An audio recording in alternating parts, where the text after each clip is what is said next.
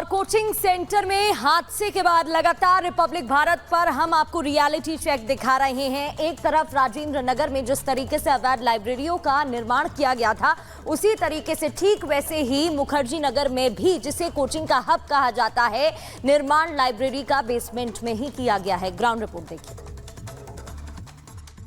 ये एक तरीके से मॉल है, पुराना मॉल बताया जाता है, काफी कंजस्टेड है, कमर्शियली दुकानें आप यहाँ पर देख लोगे, लेकिन इन दुकानों के बीच में लाइब्रेरी चल रही है जिसका सब्सक्रिप्शन बच्चों से लिया जाता है। और लाइब्रेरी अंदर से कैसी है वो भी मैं आपको तस्वीरें दिखा दूंगा कि क्यूबिकल्स जैसे ओल्ड राजेंद्र नगर में हमने आपको दिखाए थे, उसी तरीके के क्यूबिकल्स यहाँ पर बने हुए आपको नजर आ जाएंगे। और हर क्यूबिकल के ऊपर एक लॉकर है। मेरे पीछे संतोष थोड़ा इस तरफ आएंगे तो मैं आपको तस्वीरें बेहतर तरीके से दिखा पाऊंगा। ये कुर्सी देख रहे हैं, क्यूबिकल छोटे छोटे यहाँ पर बने हुए हैं और इस क्यूबिकल के ऊपर आप देखेंगे तो लॉकर्स यहाँ पर बने हुए हैं और इन लॉकर्स में जो बच्चे हैं वो अपना सामान रख सकते हैं। एक तरीके से एक शॉप है, एक दुकान है, उस दुकान के अंदर और यहाँ पर जो एक लाइब्रेरी है वो यहाँ पर बना दी गई है। मैं गिनती करूँ अगर चेयरों की, 1 2 3 4 5 6 7 चेयर इस तरफ है और 7 वाइसा वर्सा उस तरफ है, तो 14 से 15 बच्चे एक समय पर इस लाइब्रेरी में जो है वो पढ़ सकते हैं। आप लोगों को क्या बताया गया है कि लाइब्रेरी बंद कर दी गई है, आप नहीं पढ़ पा रहे हैं आप लाइब्रेरी में? नहीं, मुझे बताया गया है कि नोटिस है, अभी आप लोग घर पे सेफ रहो, वहाँ पे पढ़ो, लाइब्रेरी मत आओ। तो ये क्या शॉप्स है? मैं देख रहा हूँ मॉल है एक तरीके का, शॉप्स में लाइब्रेरी बनाई हुई है। फीस को ज्यादा नहीं, 1000 रुपए, जितने देर बैठ के मन करो पढ़ लो, वैसा कोई प्रेशर नहीं बनाया गया हम पे। तो ये प्राइवेट लाइब्रेरी है या इंस्टीट्यूट की तरफ से चलाई जाए? नहीं, प्राइवेट ही है। हम अपनी स्वेच्छा से यहाँ आते हैं और बैठ के पढ़ते हैं। तो मैं आपको तस्वीर दिखाऊं इस पूरे मॉल की, तो आप देखेंगे एक लाइब्रेरी ये भी है। और इंटरेस्टिंग बात यह है कि लाइब्रेरी के अंदर जाने के लिए आप ये देखेंगे कि बायोमेट्रिक यहाँ पर लगा हुआ है। अगर कोई इमरजेंसी होती है, कुछ आग लगती है, तो जब तक उंगली नहीं लगाई जाएगी ये दरवाजा जो है वो नहीं खोला जा सकता।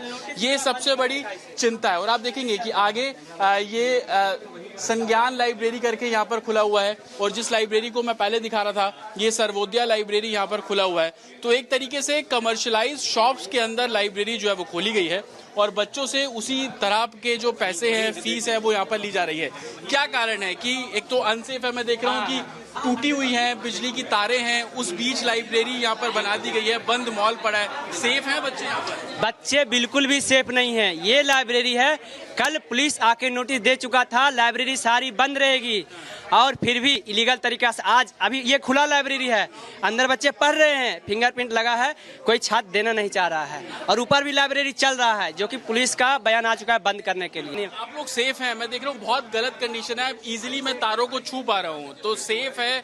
बारिश हो रही है, बारिश का पानी लीकेज होता है, बच्चे फीस दे रहे हैं और इसी कमर्शियलाइज जो एजुकेशन हो गया उसका शिकार हो रहे हैं। क्या कहेंगे, सेफ है आप लोग? नहीं सर, हम सेफ तो नहीं। आप देख सकते हैं तार निकल रहे हैं छत से, जितना मेरा हाइट है, अगर मैं थोड़ा जाता हूँ हाथ लगाता हूँ तो वो तार निकल रहे हैं। और हालांकि सर देख रहे हैं बायोमेट्रिक मशीन भी लगी हुई है, अगर कोई दुर्घटना घटित होती है तो इसका ये एरिया इतना छोटा है ना सर, बच्चे आपस में दम घुटने से मर जाएंगे इसमें। हर जगह ये यहाँ का नहीं, अभी देखिए आप आगे भी सब छोटे छोटे रूम बने पड़े हैं, बाथरूम के साइज के रूम है, उसको लाइब्रेरी का नाम दे रखे हैं। ये हाल है पूरे मुखर्जी नगर का, ऐसे ही चल रहा है सर। कल परसों भी एक लाइब्रेरी में आग लगी है शॉर्ट सर्किट की वजह से।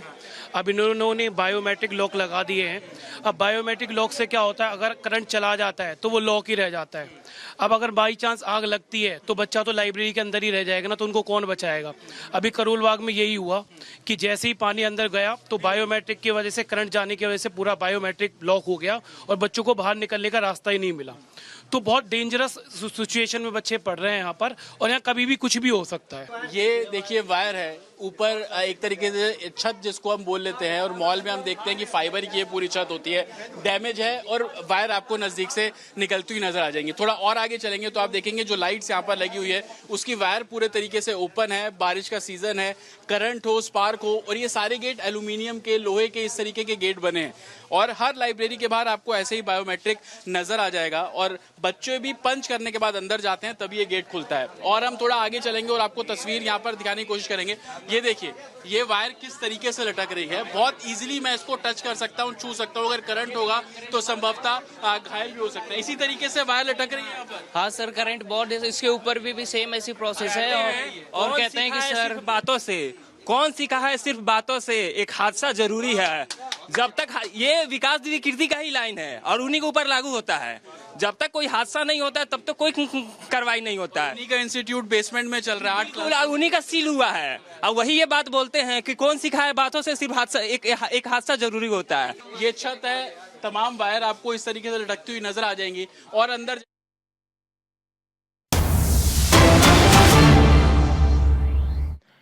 और तब मैंने आपसे कहा था कि भारत बहुत ही जल्द विकास के पथ पर दौड़ेगा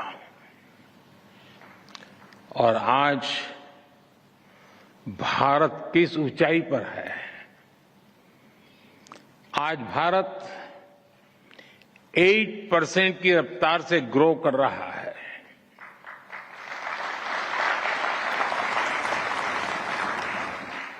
आज हम सभी डिस्कस कर रहे हैं जर्नी टवर्ड्स विकसित भारत। ये बदलाव सिर्फ सेंटिमेंट्स का नहीं है, ये बदलाव कॉन्फिडेंस का है। आज भारत दुनिया की 5वीं सबसे बड़ी आर्थिक ताकत है और वो दिन दूर नहीं जब भारत दुनिया की तीसरी सबसे बड़ी इकोनॉमी पावर बन जाएगा।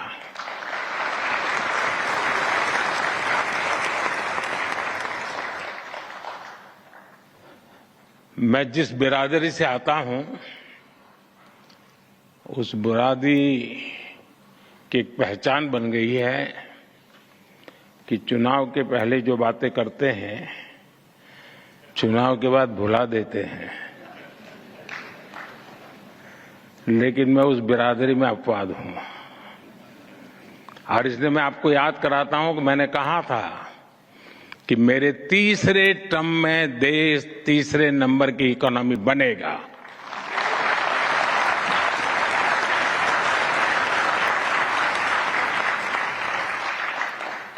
भारत बहुत सधे हुए कदमों से लगातार आगे बढ़ रहा है। साथियों, जब 2014 में आप सबने हमें देश की सेवा करने का अवसर दिया, 14 में जब हमारी सरकार बनी तो सबसे बड़ा प्रश्न यही था कि इकोनॉमी को वापस पटरी पर कैसे लाएं। 2014 के पहले की फ्रेजाइल 5 वाली स्थिति और लाखों करोड़ के घोटालों के बारे में यहां हर किसी को पता है।